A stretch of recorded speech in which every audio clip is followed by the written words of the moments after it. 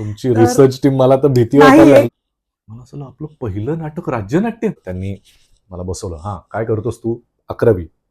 त्यांनी असं पाहिलं होतं. काय 11वी? याला कोणी बोलवलं? हा हे घे बाळा पुढच्या वेळेला ये, असं करून मला कार्ड देऊन पाठवलं होतं. कॉलेज चालू असताना BCom करत असताना मी पार्ट टाइम 6 वर्ष वृत्तनिवेदक आणि व्हॉइस ओव्हर आर्टिस्ट म्हणून काम केलं. अल्टिमेटली मी त्या अर्जंट जिंकलो, पण मला एक पुण्यातलं हे काय तिथे स्टॉप 1400-1500 लोकांमधून मी पहिला आलो. आणि शेवटचं वाक्य होतं, पण तोपर्यंत मी इतका डिस्ट्रॅक्ट झालो होतो की माझं शेवटचं वाक्य असं आलं, आणि त्या भीषण विमान अपघातात त्यांचा जन्म झाला. झाला. आणि याचबरोबर मी माझे तोपर्यंत मी रडकुंडीला आलो होतो. मला असं होतं का एकदा मला भाग घ्यायला लावला याच्यामध्ये. कुठलंही मॅरिड कपल मान्य करेल की प्रत्येक वेळेला तुम्ही सगळं खरं सांगायला गेलात तर ते काही हे बघ, प्रत्येकाचं काही नातं सोकळ आदर्श नसतं. ते तुम्हाला आदर्श बनवावं लागतं आणि आदर्शपेक्षा ते कम्पॅटेबल बनवावं लागतं.